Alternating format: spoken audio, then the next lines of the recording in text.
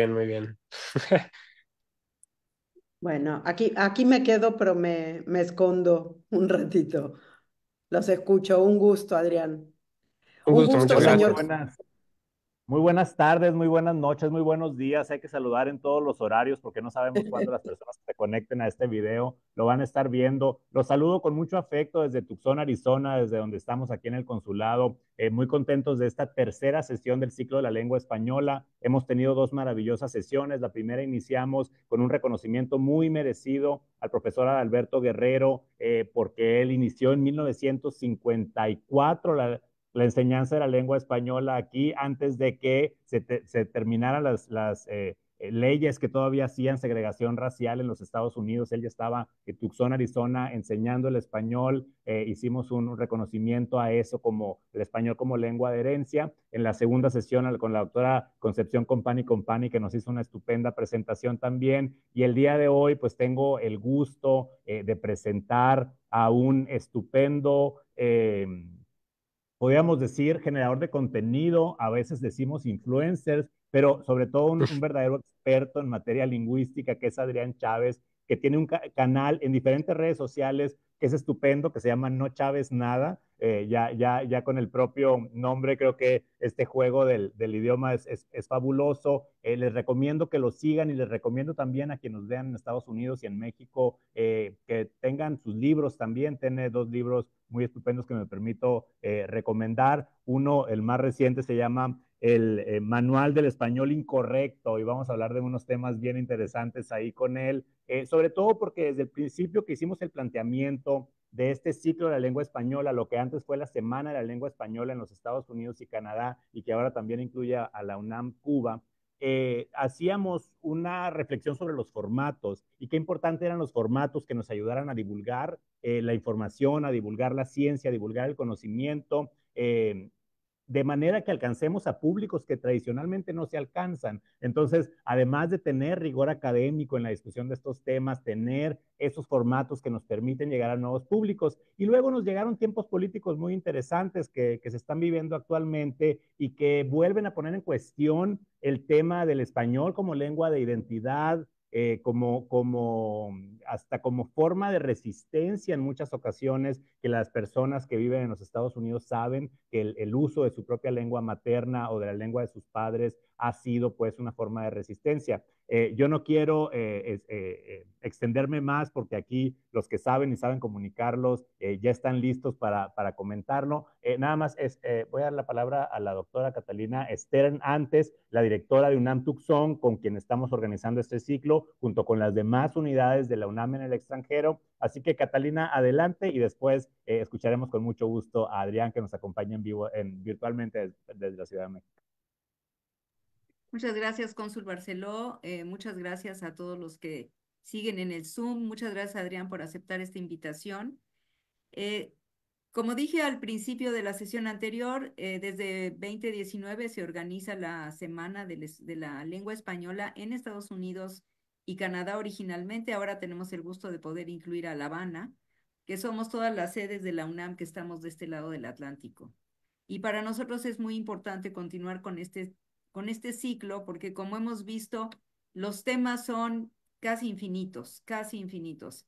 Hemos hablado del español como lengua de herencia, de los modismos del español, de la traducción en la inteligencia artificial, y los temas continúan del español que van a tener, que sufren los jóvenes que nacieron de este lado de la frontera y que ya los están deportando, lo que se llama la migración de retorno, y que también tienen problemas con el español por el tipo de español que hablan, porque el que desprecien el mal español lo hacemos tanto de un lado como del otro de la frontera. Y lo que es importante es que el español es la lengua en la que nos comunicamos, es la lengua en la que vivimos, es la lengua en la que soñamos. Y pues hay ocasiones en las que es muy importante que el español sea, como dice la Real Academia, pero en la mayor parte de nuestra vida cotidiana eso es irrelevante. Lo que es irrelevante es lo que sentimos y lo que comunicamos con la gente que nos queda alrededor. Sin decir más, creo que Adrián tiene un mensaje muy importante y desde que nosotros planteamos este ciclo, quiero decir que inmediatamente el nombre de Adrián salió a la luz, porque, eh, pues, por un lado queríamos hacer algo más divertido, más ameno, que llamara la atención de los jóvenes, y algo que fuera diferente, porque desde luego que en la UNAM tenemos a todos los expertos en todos los diferentes temas de la lengua, pero queríamos a alguien que pudiera acercarse más al público más joven. Así que muchas gracias, Adrián. Eso no le quita seriedad a Adrián, ¿eh? No le quita seriedad. Él hace un trabajo muy serio, pero con capacidad de acercarse a otros públicos. Muchas gracias.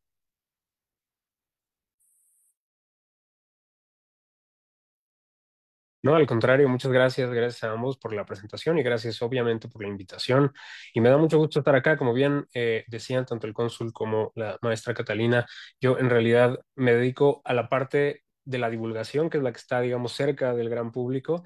Si bien tengo como un pie, pues, del lado de las personas que estudian, que trabajan directamente con la lengua, y el otro pie, pues, más bien en el de las personas que quieren saber qué es lo que hacen esas personas y que de qué se trata la lengua, de qué se trata la lingüística como especialidad, pero sobre todo en general la lengua como algo que viven todos los días y que todas y todos tenemos una lengua y todas y todos vivimos en una lengua y por lo tanto, si algo he descubierto a lo largo de estos años en la divulgación es que a todas las personas incluso cuando no se dan cuenta, les interesa el tema de la lengua porque en el fondo es algo que nos atraviesa a todas las personas.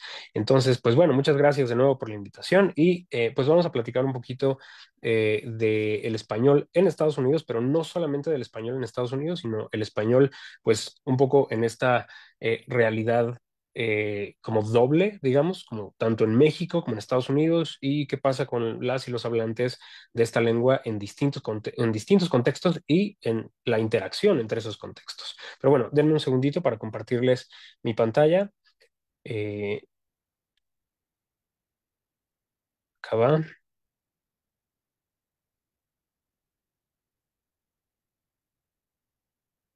Listo, me parece que ya pueden ver mi pantalla. Me disculpo por las reminiscencias de los tiempos de pandemia y demás, cuando uno se preguntaba como si me ven, si alcanzan a ver mi pantalla, pero espero que sí puedan ver mi pantalla. Pero bueno, ¿qué pasa? Yo, de nuevo, como les decía, yo me dedico a la divulgación, lo que quiere decir que no voy a hablar de la lengua en Estados Unidos, de la lengua española en Estados Unidos desde un punto de vista académico, si bien obviamente todo lo que voy a decir está basado y sostenido en lo que han dicho las personas que lo estudian. Pero, por otro lado, tampoco es mi lugar explicarle a las personas que viven en Estados Unidos y que hablan español, que son probablemente buena parte de nuestra audiencia, su propia experiencia, porque al final es al revés, ¿no? De hecho, lo que hacemos las y los lingüistas no es decirle a la gente lo que debería decir o cómo debería sentirse respecto a su lengua, sino más bien preguntarle a las y los hablantes cómo hablan y cómo se sienten respecto a su lengua. Así que no me toca a mí, en realidad, explicarles cuál es esa experiencia que viven todos los días como hablantes o no de español en un país como Estados Unidos.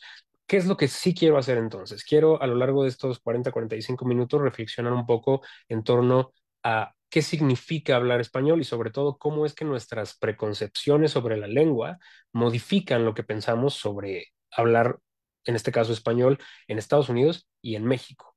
Entonces, bueno, vamos a hablar un poco del español, de cómo es que el español se convierte en un elemento de resistencia, en un elemento de identidad, en el caso de Estados Unidos, pero no nada más en Estados Unidos, sino también respecto a nuestras preconcepciones del español y de la lengua en general.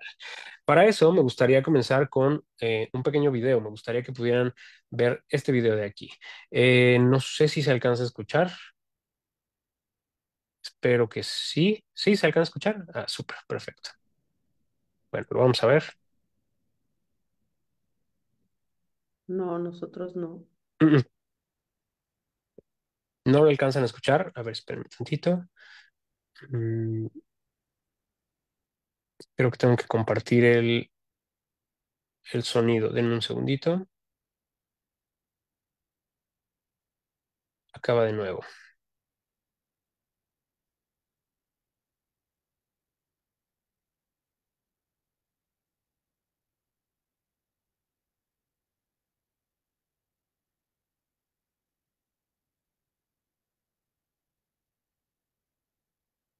¿Ya se escucha?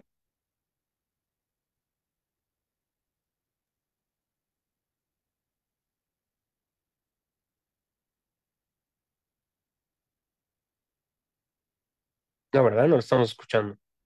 Bueno, miren, para no hacernos bolas, porque si no me voy aquí a tardar muchos años tratando de resolver la cuestión del sonido, que la verdad no sé por qué no se alcanza a escuchar el video, pero les voy a resumir un poco lo que dice, que en realidad lo ponía así en vivo para que ustedes pudieran escucharlo, pero en realidad se los puedo explicar sin problema. Este es un video de un creador de contenido que es tanto, me parece que vive en México, pero es, digamos, vivió en Estados Unidos y se identifica, digamos, como una persona latina en Estados Unidos. En realidad, mi intención no es obviamente como exponer ni hablar ni bien ni mal de este creador en particular. En realidad, tomé el video como ejemplo de muchos otros videos parecidos, pero de lo que está hablando en el video es de la palabra aseguranza, que es esta palabra que les puse aquí en la presentación. Y la palabra aseguranza en Estados, bueno, lo que dice él en el video, y repito, lo que en muchos otros videos he visto sobre esta y otras palabras que se utilizan en Estados Unidos es que está incorrecta. Digamos, esa es la premisa del video, que por lo demás es un video muy breve. Lo que él dice es que la palabra aseguranza está mal. De hecho, dice que la palabra aseguranza no existe. ¿Por qué? Porque es una palabra que está, dice él, deformada a partir de otras palabras, ¿no? Del inglés, específicamente de insurance, y que en realidad en español decimos seguro. Esta palabra aseguranza en Estados Unidos se utiliza para referirse a los seguros de coche, por ejemplo, los seguros de vida, etcétera, etcétera. En el resto del mundo hispanohablante o en muchos otros lugares del mundo hispanohablante decimos a estas instancias les decimos seguros, pero en Estados Unidos se les dice aseguranza. La premisa del video es que, por lo tanto, dado que esta palabra no se asemeja a la que usamos en el resto del mundo hispanohablante, no existe o está incorrecta. Y por lo tanto, las personas que son su target, ¿no? Las personas a las que le está hablando en este video, que son las personas que hablan español en Estados Unidos, no deberían utilizarla. Me gustaría partir de esta palabra y de esta premisa y voy a tratar de redondearla a lo largo de la charla, em, pero en realidad aplica no solamente para esta palabra, sino para muchos otros usos, muchas pronunciaciones, muchas otras características específicas del español en Estados Unidos. Lo que quiero ilustrar con esto es de qué se trata la idea de que hablar de tal o cual manera está mal, cómo se aplica esto al español de Estados Unidos y cómo es que en realidad es una tomadura de pelo, obviamente con base en el conocimiento lingüístico. Entonces, bueno, lo primero, a mí lo que me gusta hacer, y es un ejercicio que hago también con mis alumnas, mis alumnos en el salón de clases, es tratar de tomar por buena la proposición, digamos, en este caso del video. Es decir, la idea del video, la premisa del video es que la palabra aseguranza está incorrecta, que está mal. Antes de, bueno, y digamos, a partir de esa premisa voy a tratar de demostrarla. O sea, de buena fe voy a tratar de demostrar que esta premisa que defiende esta postura es correcta. ¿Por qué? Porque si no encuentro argumentos para demostrar que es correcta o que es verdadera, eso quiere decir que no lo es, ¿no? Quiere decir que me topé de frente con una verdad distinta a la que defiende el video. Eso es, digamos, es pensamiento científico en el más puro de los sentidos, así que vamos a hacer un ejercicio de pensamiento crítico y de tratar de demostrar científicamente que esta premisa es verdadera. Y si no, pues ya veremos qué es lo que en realidad esconde. Antes de eso, antes de empezar con estos argumentos, me gustaría detenerme un poco en lo que dice pues la lingüística, ¿no? Que es la ciencia que se dedica, o bueno, la disciplina científica que se dedica al estudio de la lengua. Y lo que diría la lingüística es que, en efecto, la palabra aseguranza es una palabra en español que deriva de otra palabra en inglés. De hecho, el diccionario de la academia, por ejemplo, dice que no viene de insurance, sino de assurance. Em, sea cual sea el caso, lo más probable es que sea precisamente una adaptación al español de las palabras que se utilizan en inglés para referirse a este mismo fenómeno. Ahora, por lo demás, es una palabra que está creada con los elementos del español, con los recursos del español, con el sufijo ansa, que es un sufijo muy común en español y que además sirve precisamente para eso, ¿no? Para referirse, por ejemplo, a un sustantivo que tiene que ver con una acción. Por ejemplo, en este caso, la acción sería asegurar, es decir, el verbo asegurar, que se convierte en un sustantivo por medio del sufijo ansa. ¿Qué más nos dice la lingüística? Ya no solamente hablando de la palabra, sino en general del uso del español en Estados Unidos. Nos dice, por ejemplo, que en efecto, en Estados Unidos hablan español un montón de personas, tanto que según las proyecciones del Instituto Cervantes, a lo largo de este siglo, el español va a crecer a nivel mundial gracias principalmente al crecimiento poblacional de hispanohablantes en los Estados Unidos. Hoy en día, si no me equivoco, hablando específicamente de hablantes nativos, Estados Unidos está en el quinto lugar de países hispanohablantes, lo cual de pronto a alguien que no esté quizá como muy familiarizado con el contexto lingüístico de los Estados Unidos, a lo mejor podría parecerle incluso como sorprendente, ¿no? Que un país famosamente angloparlante sea de hecho el quinto país hispanohablante del mundo. Decía, según las proyecciones, hacia la mitad del siglo, Estados Unidos se va a convertir y se está convirtiendo ya en realidad en el segundo país hispanohablante del mundo. Es decir, va a estar por encima de países como Colombia, como de hecho España, y estará por debajo solamente de México, que es el país con mayor número de hispanohablantes del mundo. A mediados del siglo, ese crecimiento se va a detener, pero no porque deje de crecer la población o deje de crecer el interés en hablar español o la necesidad de hablar español, sino simplemente se va a detener de forma relativa por el crecimiento que se espera del francés, tampoco en Francia, sino en África. Entonces, bueno, lo que estamos viendo es que, digamos, la lingüística que observa la realidad nos dice, bueno, resulta que en Estados Unidos hay una variante de español que tiene sus propias manifestaciones léxicas, como en este caso, una palabra de pronunciación, ¿no? Fonéticas, fonológicas, tiene sus propias manifestaciones sintácticas, y además está, por ejemplo, es de los dos lados, ¿no? Por ejemplo, estamos viendo que el inglés tiene una influencia en el español que se habla en Estados Unidos, pero también al revés, ¿no? Hace un par de años salió un estudio sobre el español de Miami, perdón, el inglés que se habla en Miami, por ejemplo, y cómo es que las estructuras sintácticas del español están contaminando, digamos, en el mejor de los sentidos, las estructuras sintácticas del inglés, ¿no? Y de pronto ya hay personas que en inglés están diciendo cosas como, en lugar de casarse, bueno, marry somebody, ¿no? En lugar de casarse con alguien que en inglés no lleva una preposición, ¿no? Marry someone, to marry somebody, en inglés están empezando a decir marry, bueno, get married with someone. En lugar de decir también get married to someone, están empezando a utilizar la preposición with, que en español es con, porque en español decimos casarse con alguien, ¿no? Entonces estamos empezando a ver que hay, digamos, una influencia de los dos lados y hacia los dos lados, tanto del español en el inglés como del inglés en el español, lo cual es perfectamente normal, por cierto, en cualquier como contexto de convivencia entre dos idiomas. Ahora, todo esto es lo que nos dice la lingüística. La lingüística en ningún punto nos dice esto está bien o esto está mal o esto debería hacerse o no debería hacerse, porque eso sería una contradicción epistemológica. Es decir, pues si la lingüística es una disciplina científica y su trabajo es observar la realidad y decirnos cómo es la realidad, pues estaría en contradicción si nos dijera cómo debería ser la realidad. Por lo tanto, hasta aquí tenemos una descripción del fenómeno. No tenemos nada de por qué está bien o está mal, o debería ser o no debería ser. Para poder afirmar que algo está bien o mal o que algo es incorrecto o incorrecto, tenemos que entrar en el terreno de la normatividad. Entonces, vamos a hablar un poco de pues tratar de explicar por qué se supone que esto está mal. Y entonces vamos a tener que apelar a los argumentos que nos da el normativismo lingüístico para decir que la palabra aseguranza, utilizada solo en Estados Unidos, está incorrecta, que es lo que proponía el video del inicio. Voy a abordar entonces rápidamente algunos de los argumentos que suelen esgrimir las personas que desde la normatividad afirman que un uso en general, pero en este caso un uso específicamente estadounidense, está mal o es un español mal hablado o un español incorrecto. Entonces, bueno, el primero de ellos, quizá uno de los más famosos, es que está mal porque lo dice una instancia académica, no porque lo dice en este caso la Real Academia Española.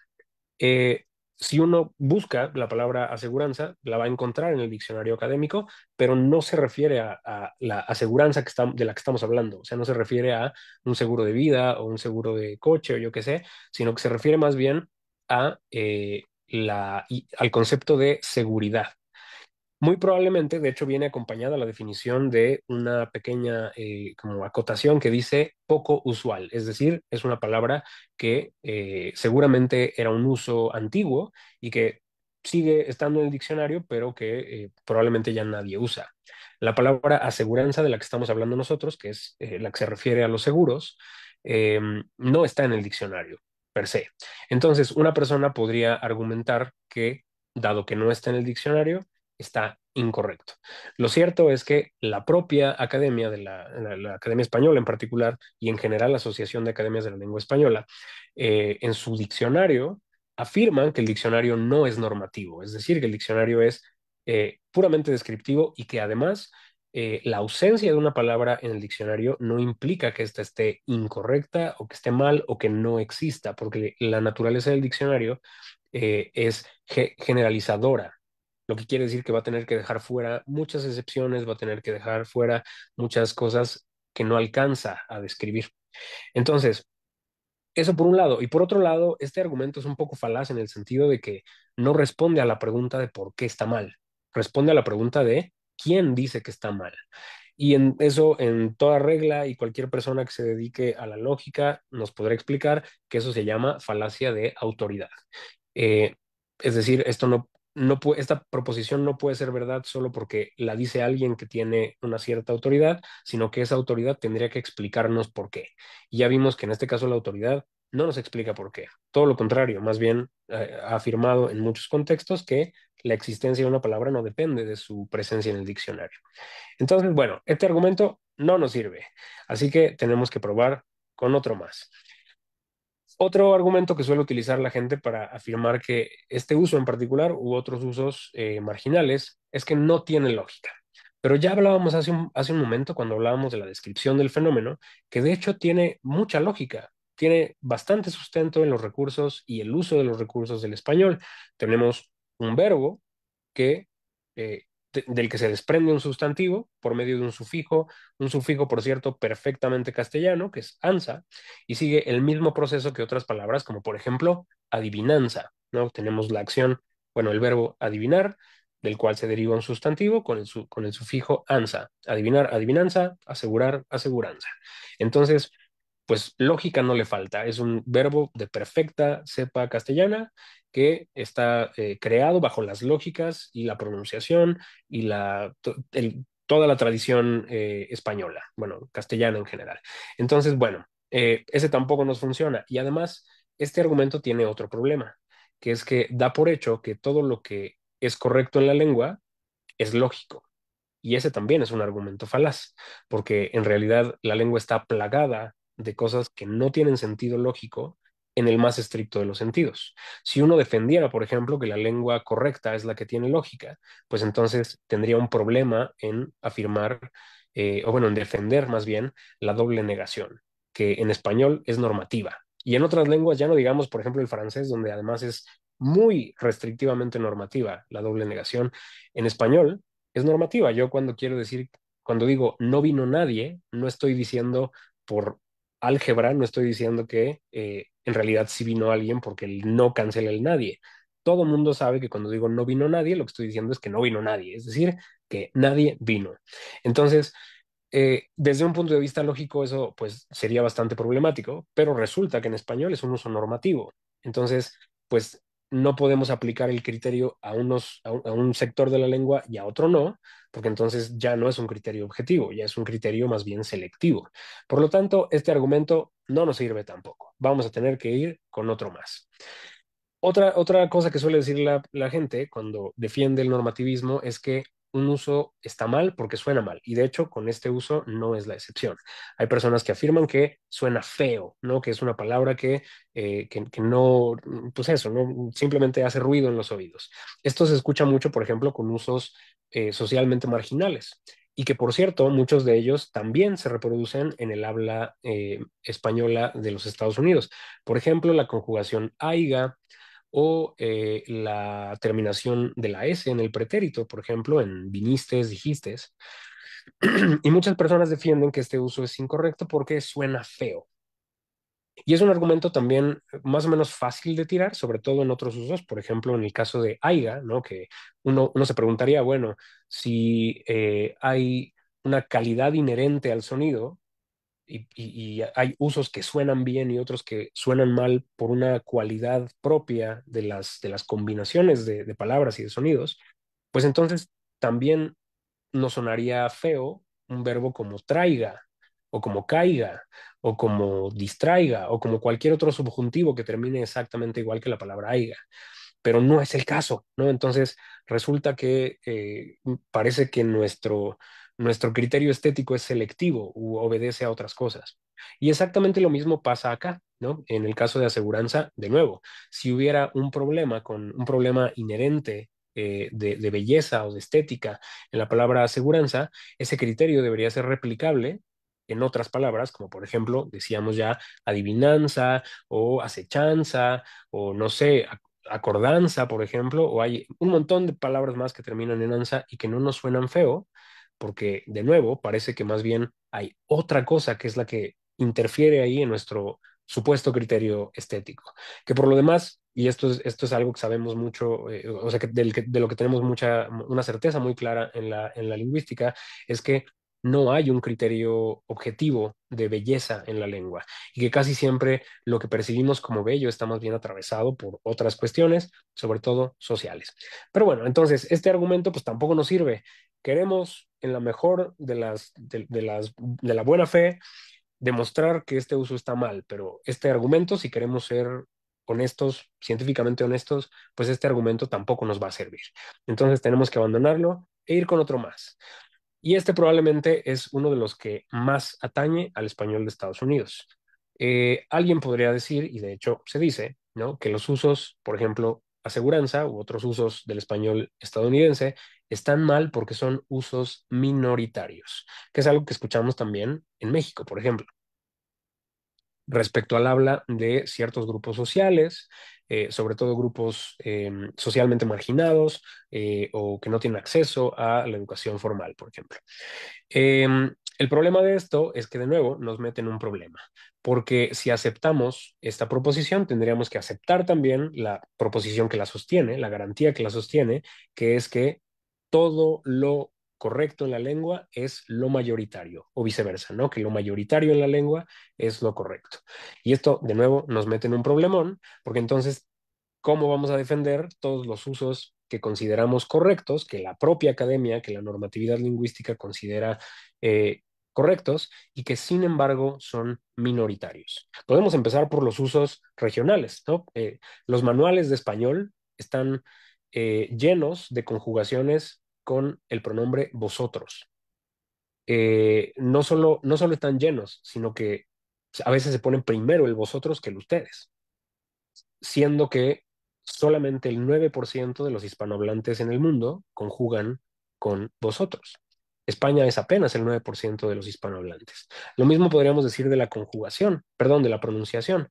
La pronunciación de la C española, que ni siquiera alcanza a ocurrir en toda España, sino apenas de la parte meridional hacia arriba, también es por lo tanto minoritaria y ninguno de estos dos usos los consideramos incorrectos por ser minoritarios. Pero vamos con otras cosas que no tienen que ver con la región. Seguramente a muchas personas aquí les habrán corregido en la escuela, si es que asistieron a la escuela en español o si es que se han topado con alguno de esos profesores. Seguramente les han corregido el uso de la locución en base a. ¿No? A todos nos ha tocado que algún profesor nos dijo, no se dice en base a, se dice con base en. Y bueno, es cierto que en el habla normativa, en el habla formal, se prefiere con base en a en base a, pero los últimos estudios serios, digamos, desde la observación lingüística, han demostrado que son más los hablantes que dicen en base a que los hablantes que dicen con base en. Eh, pero yo no veo a ninguna academia modificando su criterio de lo que en este caso le parece correcto, solo porque ahora el uso que consideraban incorrecto es ahora mayoritario. ¿Por qué? Porque parece más bien que el criterio no es objetivo, parece que el criterio obedece a otras razones. Entonces, bueno, si quisiéramos decir que aseguranza está mal porque es minoritario, porque solo lo usa el grupo de hablantes estadounidense, no el colectivo estadounidense de hablantes del español, pues también nos meteríamos el pie, porque tendríamos que aceptar que otros usos que la normativa considera correctos en realidad no lo son tanto. Entonces, bueno, tenemos que este uso pues tampoco nos sirve. Y esto que acabamos de hacer es, pues, como les decía, poner en práctica el método científico. Teníamos una propuesta, teníamos una premisa y con la mejor de las intenciones tratamos de como utilizar diversos argumentos para eh, demostrar que es verdadera. Pero ya vimos que cada uno de nuestros argumentos es falaz o es defectuoso o se contradice si lo aplicamos a otro lado de la lengua, por lo tanto, pues no nos funciona. ¿Qué pasa entonces? Bueno, lo que pasa es que la premisa entonces no es verdad. Pero ¿qué quiere decir esto? ¿Qué quiere decir que no es verdad? Y por cierto, esto, como ya vimos, se puede aplicar a cualquiera de los otros usos marginales del español.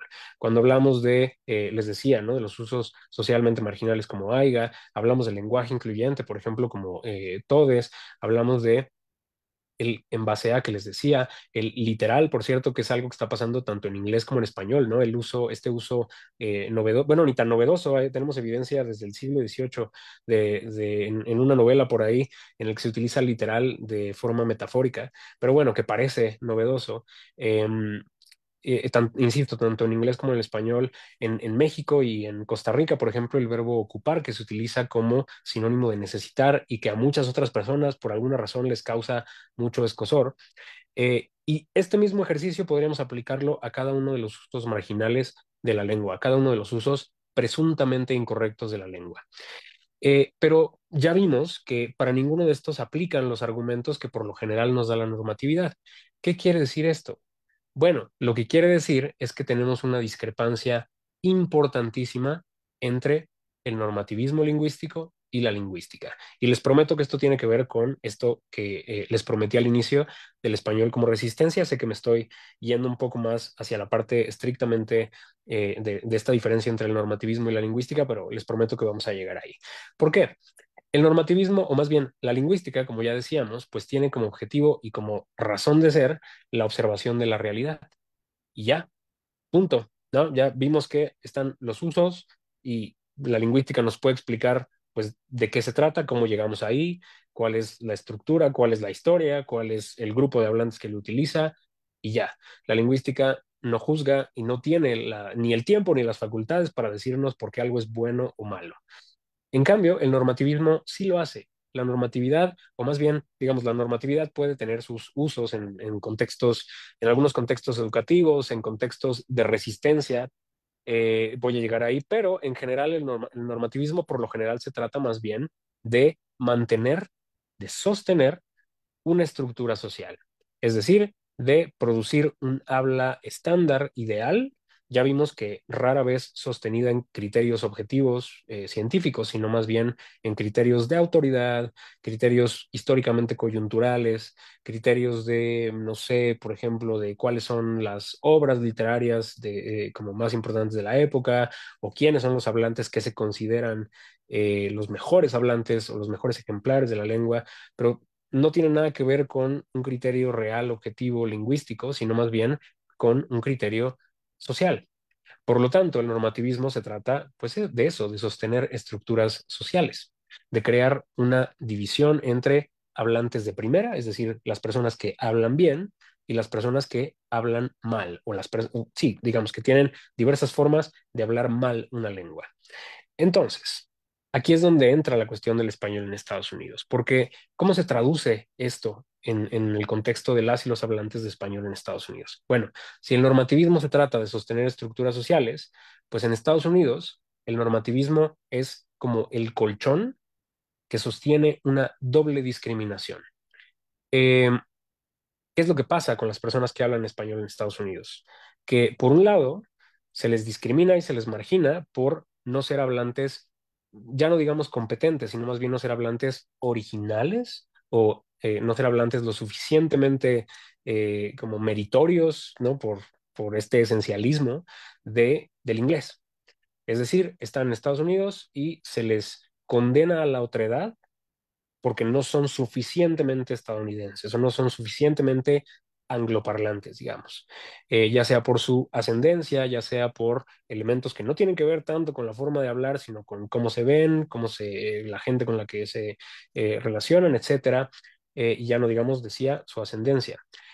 Y por otro lado, se ven también condenados a una discriminación de la que se habla menos y que es muy incómoda cuando se menciona en México, pero que es real.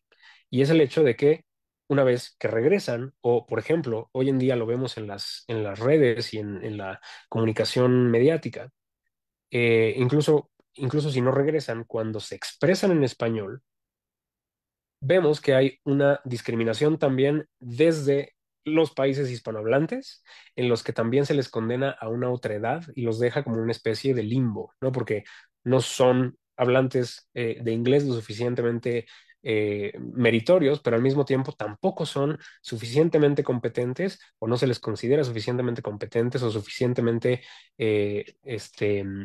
originales, pues, en su forma de hablar español. Originales me refiero al origen. Eh, Esto, por lo tanto, decía, los condena como una especie de limbo en el que no son ni hablantes de español ni hablantes de inglés en toda completud, sino más bien como siempre hablantes de segunda o siempre personas que podrían hacerlo mejor, ¿no? Que podrían desempeñarse mejor en ambas lenguas. En este caso, hablando específicamente del español, pues eso, siempre están, por un lado, como abrevando de su ascendencia, de su contexto, que para ellos es perfectamente real, pero al mismo tiempo tenemos que las personas que hablan español desde los países de Latinoamérica les están poniendo, les están haciendo gatekeeping todo el tiempo, les estamos haciendo gatekeeping todo el tiempo respecto a su latinidad, respecto a su derecho, pues, a nombrarse como personas latinas en general y como hispanohablantes.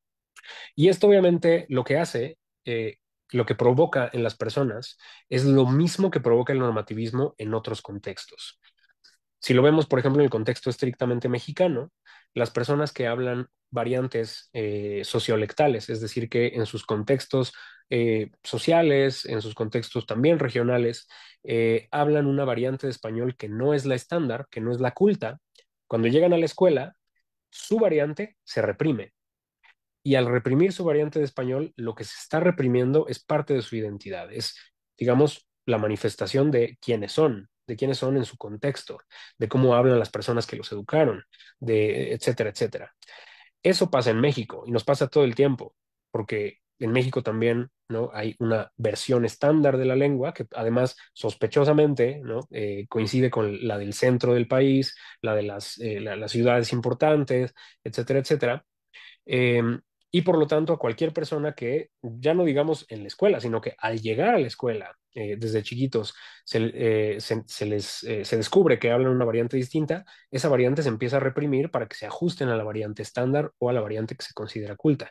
Y en Estados Unidos, pues pasa esto, pero no con esta identidad doble, que lo que ocurre es que tenemos personas que tienen que reprimir su forma de hablar español eh, frente a los angloparlantes, ¿no? Que consideran que le atribuyen al español una carga semántica probablemente no muy positiva y en los tiempos políticos que corren, pues probablemente aún peor.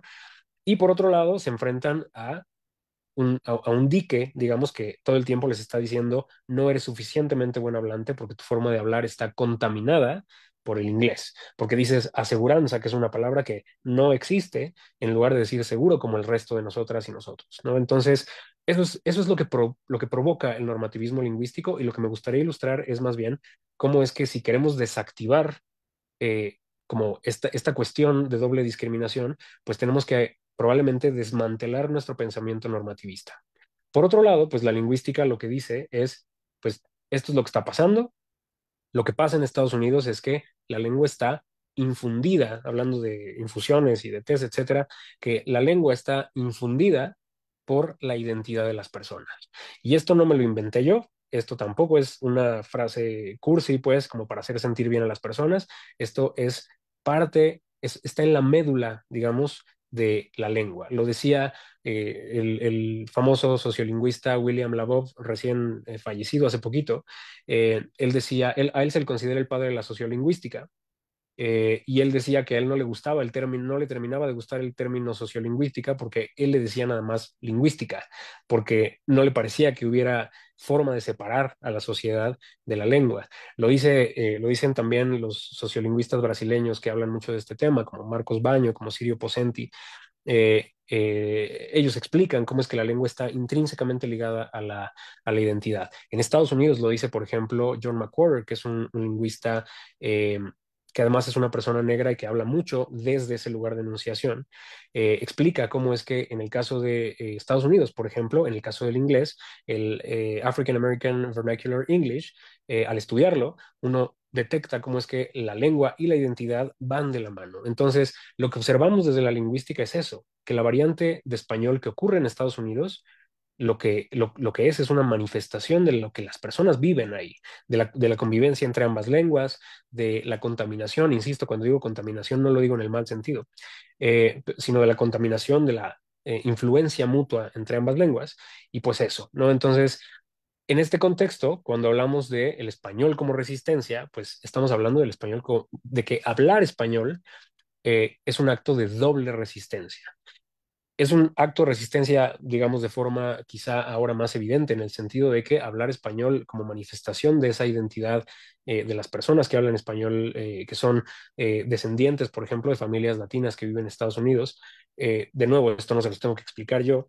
Es obviamente un hecho de resistencia, pero también, y aquí es donde entra lo que a mí me compete, es que es un acto de resistencia respecto al normativismo que permea la lengua española, no solamente en Estados Unidos, sino en general.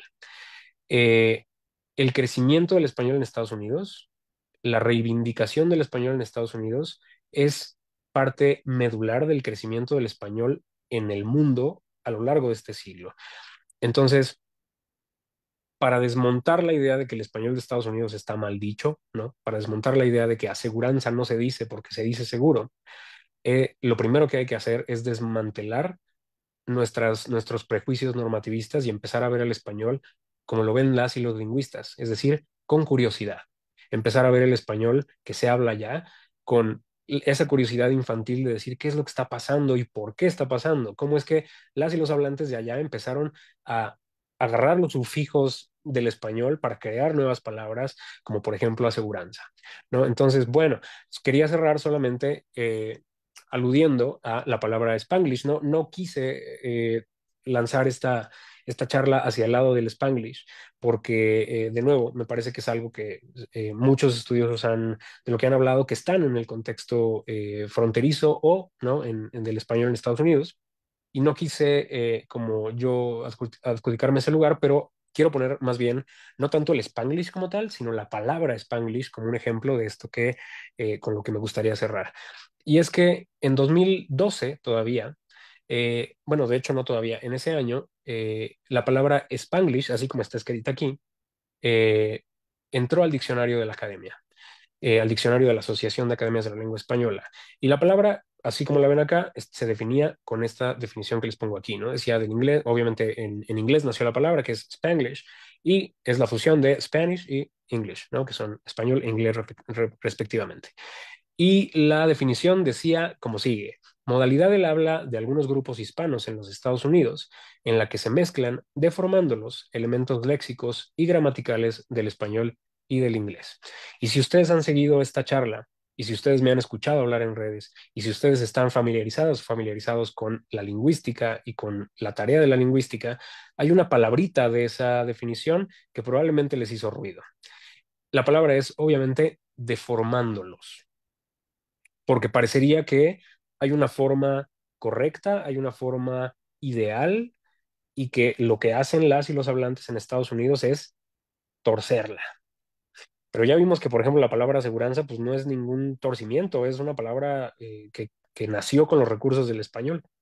Entonces, esto mismo que están notando ustedes idealmente y que les estoy anotando yo en este momento, lo notaron muchos y muchas académicas que estudian el español en Estados Unidos y que estudian también el inglés y el Spanglish, y se dieron cuenta de que no podía quedarse esta definición en el diccionario. Así que, encabezados por la asociación, perdón, por la Academia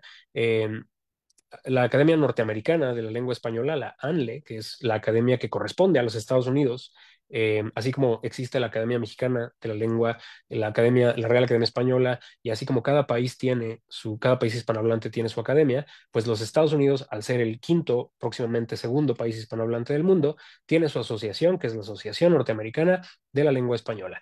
Y encabezados por esta asociación, muchos lingüistas dirigieron una carta a la Asociación de Academias de la Lengua Española, explicándoles por qué, pues, esta definición es antilingüística, es decir, es contraria a la tarea de la lingüística, y lo que hace más bien, pues, es juzgar la forma de hablar de las personas de Estados Unidos. Gracias a esta carta y gracias a las presiones y a los intentos y a la tenacidad, pues, de y estos lingüistas, pues, en 2014 la definición se quedó como estaba, pero sin esa palabrita que tanto ruido hace. Entonces, si ustedes buscan la palabra hoy en día, van a encontrar que el Spanglish es la modalidad de habla de algunos grupos hispanos de los Estados Unidos en los que se mezclan elementos léxicos y gramaticales del español y del inglés. Queda para otro momento platicar de qué es el Spanglish. Es una cosa que abordé, por ejemplo, en Antigüedades Futuras, uno de mis libros. Les dediqué un pequeño espacio y ahí pueden pues ver un poco cuál es el estado de la cuestión. Pero bueno, queda para otro momento hablar de qué es específicamente y cuál es la cuestión con el Spanglish.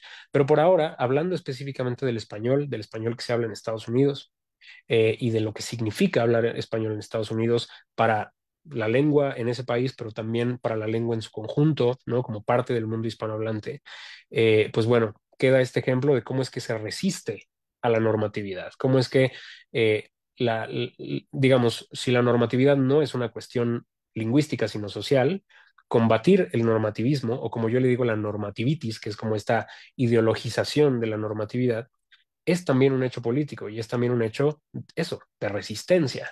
Entonces, tenemos el aval, digamos, de la lingüística como disciplina científica, porque, como lo digo todo el tiempo y como lo dicen muchas y muchos lingüistas, el español no existe. O sea, el español es una abstracción que nadie habla español así en abstracto, nadie habla esa versión ideal, como pulida, in vitro del español. Todos y todas hablamos una manifestación regional, social, individual, cronolectal, es decir, generacional, etcétera, etcétera, etcétera, del español. Entonces, lo que sí existe son sus hablantes. Hablantes en México, hablantes en Estados Unidos, hablantes en todo el mundo hispanohablante, y cada una de esas personas lo va a manifestar como son. En cada una de esas variantes del español, lo que se va a manifestar es la identidad de las personas que lo hablan. Por lo tanto, respetar una variante de español equivale a respetar la identidad de las personas. Ejercer una variante de español equivale a ejercer una identidad, y a veces esa identidad implica una resistencia a un sistema de dominación, y en general, pues eso, ejercer la lengua es ejercer quiénes somos. Por lo tanto, ¿no? Cuando uno lo pone en la balanza, si defender un ente abstracto en su versión culta, normativa, que de nuevo no tiene sustento lingüístico, o defender a las personas que hablan esa lengua, pues no sé ustedes, pero yo mil veces voy a optar por las y los hablantes, y eso es a lo que durante estos años, y obviamente en esta charla no es la excepción, he invitado siempre a las personas que hagan con su propia lengua, con la lengua de los demás y con las variantes lingüísticas de la lengua que hablamos. Entonces, pues bueno, eso era todo de mi parte. No sé si corrí mucho o si me tardé de más. Según yo iba a poner aquí así que me avisaran, pero se me olvidó. Pero bueno, eso es lo que yo quería platicarles, y pues más bien, si tenemos tiempo para las preguntas, pues me encantará también leerles y escucharles y platicar un poco, también conocer de sus experiencias y demás. Así que pues de mi parte es todo, y a mí me encuentran en todos lados como @nochavezNada. Si quieren saber un poco más de divulgación de la lengua en general, de divulgación del español, también de la traducción, y pues de lo que ustedes me pidan y me inviten a hacer. Así que muchas gracias de nuevo por la invitación, y pues eso es lo que yo tengo para contarles. Muchas gracias. Muchísimas gracias a ti, Adrián. La verdad es que ha sido una charla estupenda. Tenemos aquí en el Consulado de México en Tucson a personas que nos acompañan también de manera presencial, además de obviamente todo el público en redes que han estado muy activos los comentarios. Y pues bueno, abrimos obviamente el piso para cualquier tipo de pregunta de las personas que tenemos aquí, a reserva de leer también algunas de las que nos han llegado por redes. Y bueno, en lo que a lo mejor aquí se animan las personas. De una petición que tenemos recurrentemente en los consulados es tener material en español, sobre todo para las nuevas generaciones. Y bueno, creo que tus libros, como dices, en un ejercicio de divulgación, son muy valiosos, son muy amenos. De hecho, el de Antigüedades Futuras, para quienes tengan la curiosidad de hacerlo al final de cada capítulo, se hace una recomendación de con qué tipo de té, que es también parte de las especialidades del contenido en redes de Adrián, se puede acompañar pues ese capítulo, ¿no? Entonces, quizás también aprovechando que nosotros abrimos micrófono, Adrián, preguntarte que me des contexto a las personas que se interesen por estos dos libros que están disponibles para compra en Estados Unidos. Haces por ahí una mención a pues un juego que es como un eco de las novelas ejemplares con Don Hispanio y Correctillo. No sé si pensando justo en las nuevas generaciones o las personas que no han tenido a lo mejor tanto contacto con la parte más clásica, la literatura en español, pudieras platicarnos de qué se trata, por qué decidiste usar ese juego de Don Hispanio y Correctillo.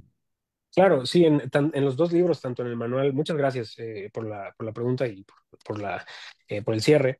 Y sí, lo que hago en ambos libros es jugar un poco con esta idea es un poco una caricatura, es una licencia, digamos, una caricatura de el normativismo. Y para ello utilizo a estas dos personas que son don Hispanio Correctillo y doña Norma de la Academia, que pues digamos están en constante diálogo con las cosas que yo voy proponiendo en el libro.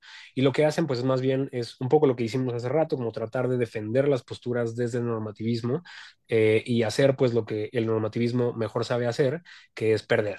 Perder respecto al tiempo, perder respecto a las y los hablantes.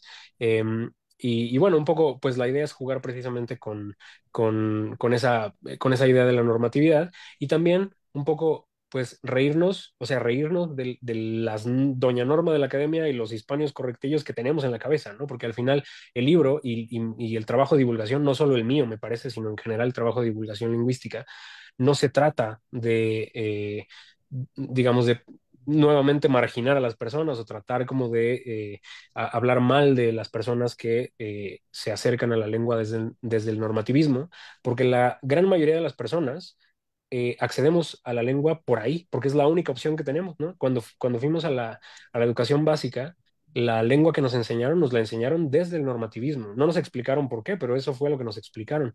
Y de alguna manera eh, este juego como irónico con estos personajes, pues la idea es un poco más bien ver qué tanto de ellos hay en nosotros, en nosotras, ¿no? Qué tanto de ese prurito normativista queda en nosotros y en nosotras. Yo me la paso hablando de estas cosas, pero también he tenido que hacer como esos ejercicios como de que cuando escucho así hablar a alguien, decir algo que me es ajeno o que me resulta chocante, ¿por qué me resulta chocante, ¿no? Y por qué como hacer, pasar este filtro, este nuevo filtro de la lingüística y decir como, bueno, a lo mejor no tiene que ver con que esté mal o con que haya como bases objetivas para afirmar que está mal, sino a lo mejor más bien es que me recuerda a un tipo de persona que me enseñaron que no debería gustarme o con la que no debería asociarme.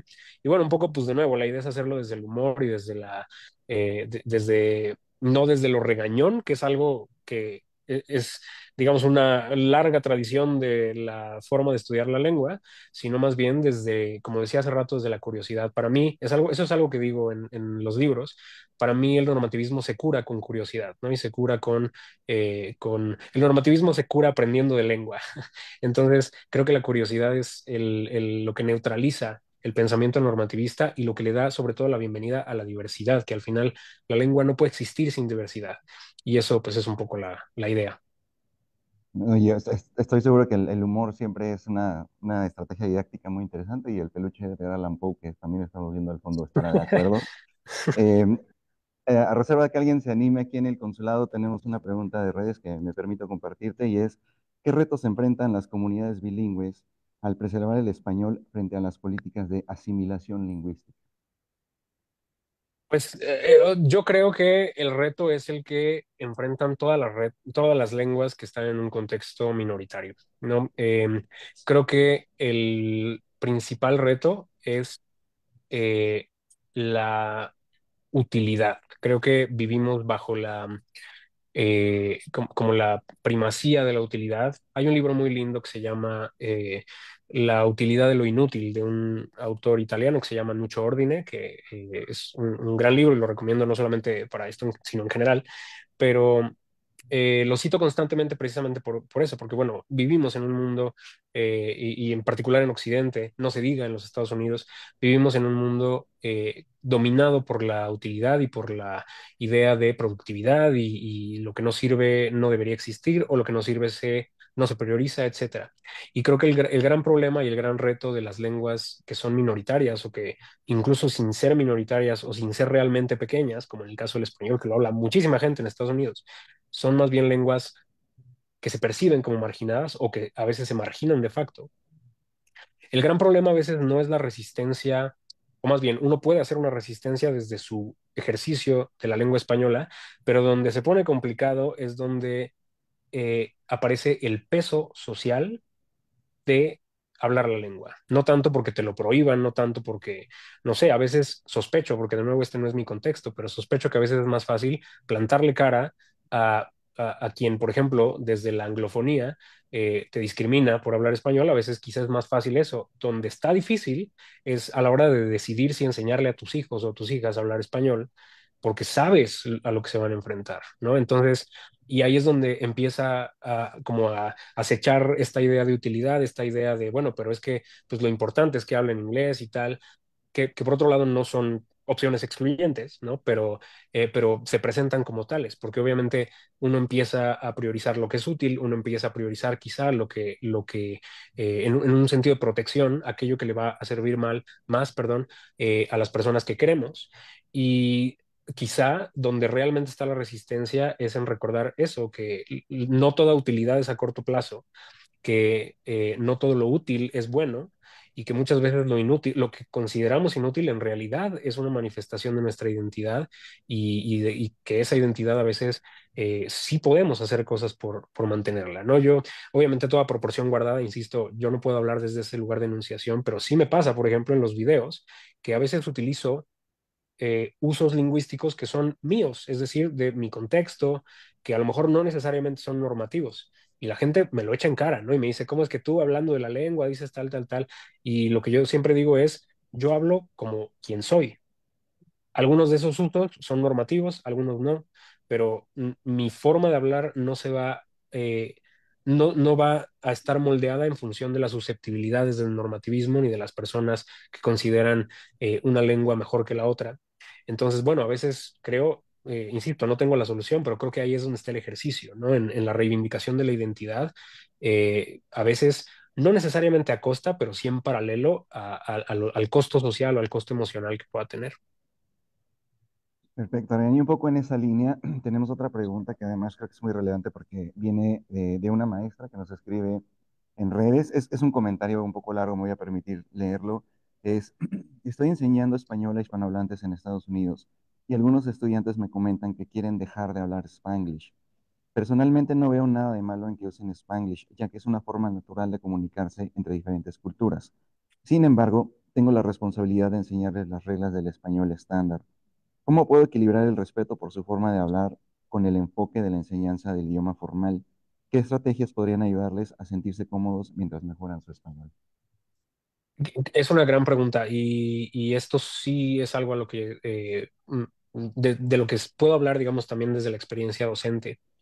Tanto en el contexto de la enseñanza de español en el contexto hispanoparlante como creo en el caso de la enseñanza de español en el contexto de los Estados Unidos, creo que la la estrategia principal es no necesariamente fácil, pero sí muy simple. Creo que es un cambio de paradigma. Creo que a veces es de hecho nada más cambiar las palabras que elegimos. Yo también, y esto lo digo en todos los lados a los que me invitan y incluso cuando se me cuestiona como sin intenciones nobles o en buena fe, pues como en el caso de esta pregunta, eh, y lo digo siempre, yo también enseño lengua normativa. O sea, yo también doy clases en una universidad y también tengo que explicarle a mis alumnos que hay ciertas expectativas en ciertos contextos y que tienen que ser capaces de desempeñarse en esos contextos diversos. Creo que en este caso, en el caso de la pregunta en particular, creo que esa es precisamente la cuestión. Creo que a veces cambiar, por ejemplo, la pregunta decía, tengo que enseñarles las reglas del español, ¿no? Y yo más bien invitaría a esta profesora a cambiar la palabra. En lugar de cambiar, en lugar de decir las reglas del español, porque parecería que son las reglas del español en general, hablar de las convenciones formales del español. Porque a la hora de cambiar la palabra regla por convención, lo que estamos haciendo es quitarle la connotación de, de deber ser. Y lo que tenemos entonces es simplemente convenciones distintas, ¿no? Yo lo que le digo a mis alumnos es, esta es la convención formal. Hay que decir con base en, sí, cuando estés haciendo un trabajo académico, cuando las personas que te van a leer tienen esa expectativa, ¿eso significa que es mejor que en base a? No, no hay razones lingüísticas para afirmar eso. En ningún lado dice, también, de nuevo, cada uso tiene una historia, tiene una lógica, tiene una estructura. Lo único que no tienen a veces es prestigio lingüístico, que a fin de cuentas es prestigio social a secas, ¿no? Eh, pero eso hay que señalarlo en clase. Es como, bueno, yo lo que te estoy enseñando es a que seas capaz de ser competente en muchos contextos. Yo suscribo lo que dice la pregunta. Yo no creo que el Spanglish tenga nada de malo.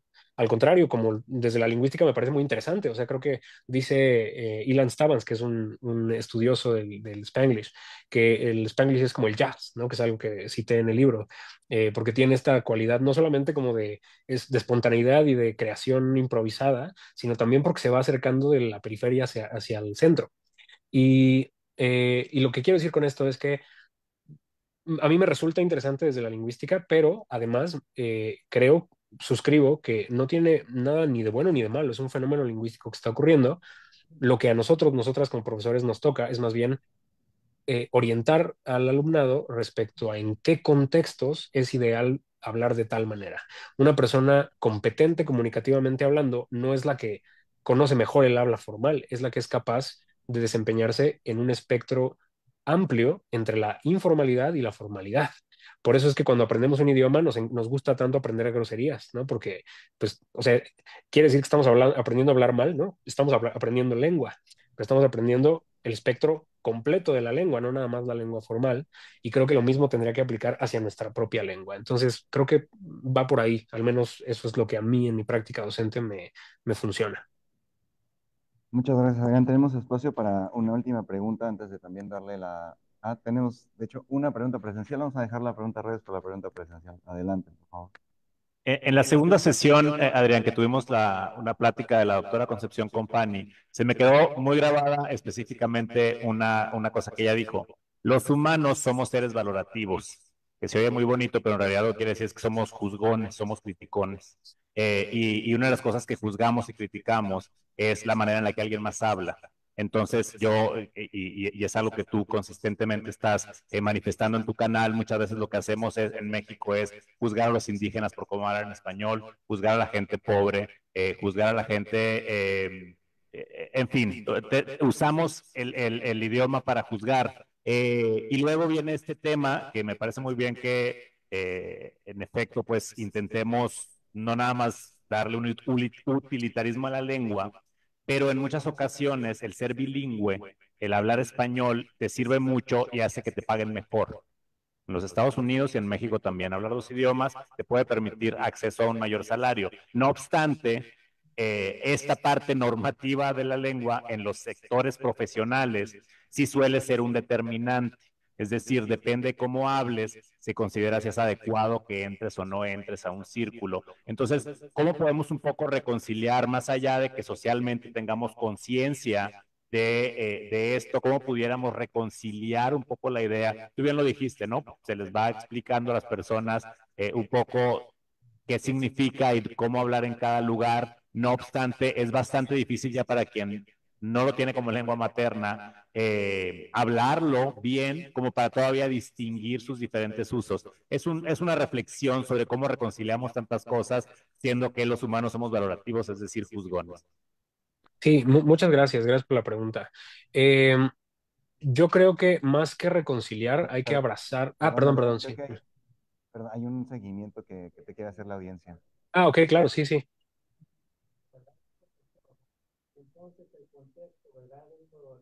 No se oye. Creo que no escuchamos bien. A ver, dámonos un segundito para Bueno, checar no, los micrófonos. ahí, ¿verdad? Ahí. Bueno, yo estaba comentando acerca del contexto, ¿verdad? Que es sumamente importante. Yo como sociólogo, o sea, hay diferentes niveles de contexto, o sea, el lenguaje en un mercado, por ejemplo, el lenguaje de la calle, el lenguaje académico, con la familia, etcétera, ¿verdad?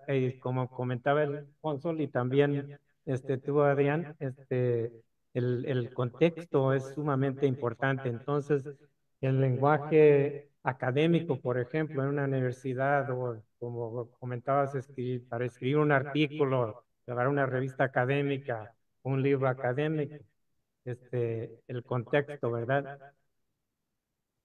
Muchas gracias. Ahora sí, Adrián, adelante, por favor, con tu reacción. Sí, sí, bueno, respecto a esta última pregunta, totalmente. O sea, yo creo que bueno, en realidad están relacionadas y voy a tratar como de emparentar ambas, bueno, la respuesta a ambas preguntas. En principio, sí, o sea, mi respuesta es sí, creo que a ver, yo soy traductor de profesión y en la traducción si algo aprendemos es eso, que la comunicación no se trata de buscar equivalencias entre las palabras, se trata de ajustar contextos. Y yo creo que en la lengua en general pasa exactamente lo mismo. De nuevo, yo no le voy a, o sea, no voy a tratar de que mis alumnos y alumnas no se ajusten al contexto formal. Más bien, lo que sí me toca explicarles es que, uno, existen muchos otros contextos y dos, que no hay nada inherentemente mejor en un contexto que en otro. Sería tan inadecuado eh, desempeñarse en un contexto informal con un lenguaje súper formal, ¿no? O sea, pasa menos, supongo, pero es igualmente inadecuado al contexto. Y lo mismo pasa al revés. Yo también tengo que desempeñarme y también le explico a mi alumnado que tienen que ser competentes en el contexto formal y en ese sentido, pues, sobre todo quienes se van a desempeñar como profesionales de la lengua, pero en general las personas que aspiran a desempeñarse en contextos de formalidad, pues tienen que dominar ese sociolecto, pues tienen que dominar esa forma de hablar.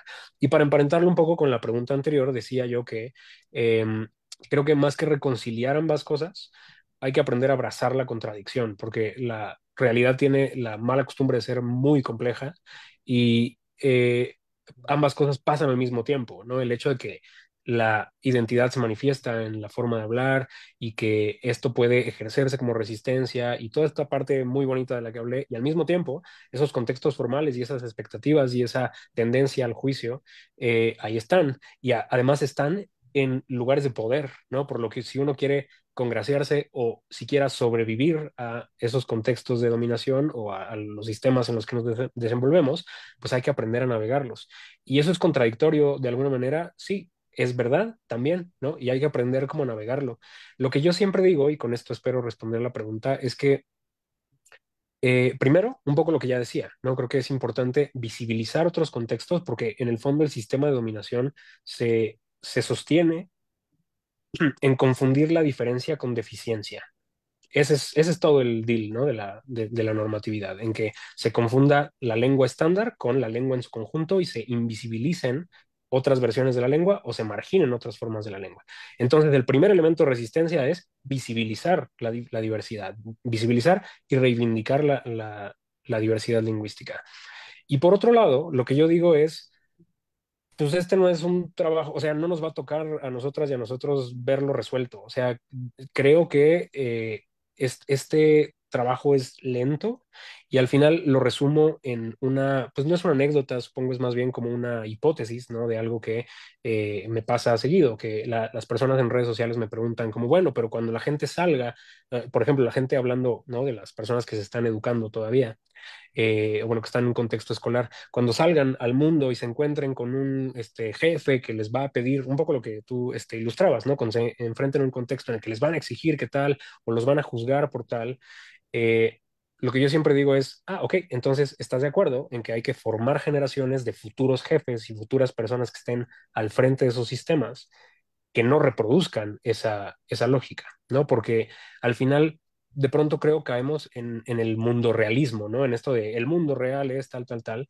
Y lo que yo siempre digo es, ok, pero entonces cuando les enseñamos, por ejemplo, desde la otra perspectiva, si les enseñamos a sobrevivir a ese mundo, que en el fondo sí lo hacemos, ¿no? Lo que yo decía es, tenemos que ajustarnos a todos los contextos, pero si yo solo les enseñara a mis alumnos y alumnas el español normativo y reprodujera esta idea de que el español culto es el bueno, etcétera, no los estoy ayudando a sobrevivir al sistema, los estoy enseñando a reproducir el sistema.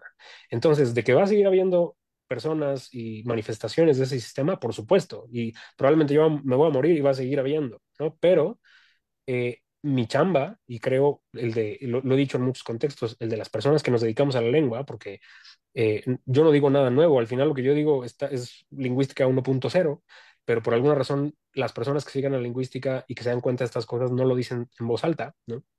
Eh, en el fondo, pues se trata de educar generaciones de personas que en el futuro van a estar en posiciones de poder, que no reproduzcan esos sistemas de dominación o esas ideas que marginan a otros hablantes o a otras formas de existir por medio de la lengua. Entonces, un poco además me está cumpliendo un sueño que es de alguna manera interpelar a Concepción Company, perdón, Company, a quien admiro profundamente, pero con la que de pronto no siempre concuerdo, que yo también soy muy juzgón, pero siempre lo digo, soy un juzgón con rigor científico.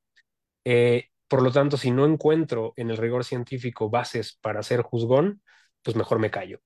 Entonces, mi chamba como docente y como divulgador, es que las personas, es un poco poner de manifiesto la hipocresía del juicio lingüístico, que se reproduce en otros lados, ¿no? En la ropa, en el color, en muchas otras manifestaciones, pero al final mi chamba es esa, es poner de manifiesto la hipocresía del normativismo, poner de manifiesto que sus razones no son objetivas, que obedecen más bien a la subjetividad, a la autoridad, a otras cosas, y por lo tanto, si yo quiero juzgar a alguien por su forma de hablar, que quede bien claro que lo estoy haciendo por prejuicios sociales, sin el aval de las y los lingüistas, ¿no? Entonces, creo que quienes nos dedicamos a esto nos toca decirlo en voz alta y, como te decía, pues mientras habitamos esta contradicción de que eso va a seguir pasando y tenemos que seguir sabiendo desempeñarnos en contextos de formalidad lingüística y de lengua culta, pues también tenemos la chamba de visibilizar la diversidad, reivindicarla y formar generaciones de personas que no reproduzcan ese sistema. No, nos da mucho gusto, Adriana, ahora sí que de mi lingüística no vamos a estar hablando, ¿no? Tenemos un último comentario aquí en la audiencia antes de devolverle la palabra a la doctora Catalina Stern y ya también tener un proceso de cierre, porque sí, ni modo, el tiempo es un tirano, nos encantaría seguir aquí, pero hay que empezar a cerrar. Así que adelante, por favor. Sí, buenas noches. Yo fui maestra de español por 39 años y tuve la oportunidad de trabajar con la doctora María Montaño Harmon y ella enseñó aquí a diversos distritos que en realidad no era incorrecto hablar de esta manera o de la otra. Y lo que decía era que depende del registro o del ambiente. Y ella decía que había 5, creo que ahorita recuerdo 4, pero uno de ellos era, el primero era congelado, frozen, el registro congelado, como por ejemplo el preámbulo de la Constitución, que no se cambia y que así se va a dictar por siglos y siglos. Y luego había el registro académico, el registro de amistad y el registro íntimo. Lo que tenía que uno aprender y enseñarle a los alumnos es cómo no llevar el registro, por ejemplo, íntimo al registro académico. Pero dice, pero de que es usual y normal usar el español en diferentes registros, es correcto, dice. Así es que no podemos decir, no se dice así o se dice de esta manera, sino que tiene que ver uno el ambiente, ah, bueno, el registro, ¿verdad? Sí. Sí, sí, estoy de acuerdo y lo suscribo y tiene que ver con esto que ya decía, ¿no? Al final, lo que rescato, de hecho, es que esto es algo que las y los hablantes ya hacemos, o sea, ya hacemos todo el tiempo. En realidad nos ajustamos y somos muy competentes para ajustarnos a diversos contextos. en español pasa algo chistoso, por ejemplo, que es como el espejo de lo que pasa en Estados Unidos, porque en Estados Unidos el uso del inglés tiene una carga semántica, no social específica, ¿no? Pues como de dónde vienen las personas, muchas veces se asocia con marginación social, etcétera. En México, por ejemplo, el uso del inglés tiene una connotación más bien de aspiración, ¿no? Como de cierto nivel educativo, etcétera. Y bueno, no se diga en otros, por ejemplo, en Canadá, en las comunidades francófonas de Canadá, el uso del inglés se percibe como informal, como una cosa pues sí, como mal hecha, no sé, como de que se dejó influenciar por el resto del país, no sé. Y en México, yo, o sea, por ponerme, digamos, como ejemplo de hablante, yo que tuve acceso a una educación bilingüe, ¿no? Que todo el tiempo estoy leyendo cosas en inglés, que tengo como, digamos, convivo con el inglés, además porque soy traductor, pues convivo con el inglés todo el tiempo. Mi idiolecto, es decir, mi forma de hablar, todo el tiempo está permeada por el inglés. Yo a veces, o sea, yo pienso en español, pero todo el tiempo estoy como, no, el inglés está interfiriendo porque, digamos, esa es mi identidad, esa es mi historia de vida, esa es mi educación, etcétera. Cuando estoy frente a un grupo de mis alumnos y alumnas de traducción, por ejemplo, me permito utilizar anglicismos, me permito como usar, o sea, que fluyan esas interferencias del inglés porque sé que mi audiencia las va a cachar, sé que mi audiencia las va a entender y las va a compartir. Cuando estoy frente a un grupo de la otra universidad, por ejemplo, o de otros alumnos, o estoy dando un curso en línea en el que yo sé que los hablantes que me están escuchando no necesariamente tienen la obligación o la historia, pues, que justifique el uso del inglés, pues entonces voy a modificar mi forma de hablar y me voy a ajustar a lo que mi audiencia necesita. Y lo mismo hacía de chiquito cuando hablaba con groserías con mis amigos y sin groserías con mis papás, ¿no? Entonces, las y los hablantes tenemos esa competencia de ajustarnos a los contextos y lo hacemos todo el tiempo. Entonces, esto que dice usted es muy cierto y en buena medida además resume esto que hemos estado platicando. Eh, la competencia comunicativa no se limita al dominio de la lengua culta, más bien se expande al dominio de diversos espectros, de diversas, o más bien de todo el espectro de registros, de estos 5 registros que usted ilustraba y todos los que se sumen, ¿no? Y sus combinaciones y sus juegos, etcétera. Entonces, en el caso del español, específicamente en Estados Unidos, pues habrá contextos en los que se, se vea de una forma, habrá contextos en los que a lo mejor es preferible usar el inglés, habrá contextos en los que el Spanglish tiene sentido y habrá contextos en los que valga la pena reivindicar el uso del español como parte de la identidad de las personas que lo hablan o incluso que quisieran hablarlo, ¿no? Que a lo mejor tienen padres o abuelos que hablan español y que no necesariamente se los enseñaron o que no pusieron un esfuerzo especial en enseñárselos, probablemente con la mejor de las intenciones, pero también se vale, ¿no? Como exigirlo, no sé, como trabajarlo desde ahí, pero bueno, en resumen estoy de acuerdo y de nuevo creo que resume a su vez pues lo que hemos platicado. Muchas gracias, Adrián. Y creo que además es muy relevante pensar en esas convivencias lingüísticas, sobre todo en las regiones fronterizas. Se ve todo el tiempo cómo el español y el inglés han convivido por muchísimo tiempo. Y también hay que decirle a las personas mexicanas que el tema del español como un tema pues normativo y también un tema de ser juzgones tiene una historia bien documentada en los Estados Unidos, ¿no? Creo que hay bastante ya literatura, no nada más de lo que fue en sí el movimiento chicano, sino también desde el punto de vista de la lingüística de cómo el español durante la década de los 70, por ejemplo, principios de los 80, era considerado socioculturalmente como justo una lengua de pobreza, una lengua de marginación, y bueno, viene toda una redefinición desde finales del siglo pasado.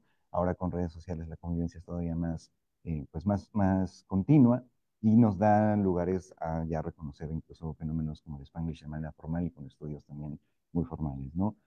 Quisiera yo ahora dejarle la palabra a la doctora Catalina Stern para que nos regale también algunas reflexiones de cierre en este ciclo que, pues, forma parte de lo que está haciendo, por supuesto, la UNAM en todas sus sedes aquí en los Estados Unidos. Doctora Catalina, adelante, por favor.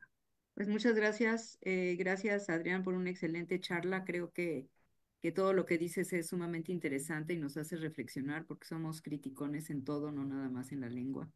Y esa capacidad de apertura es muy importante para poder entender al prójimo.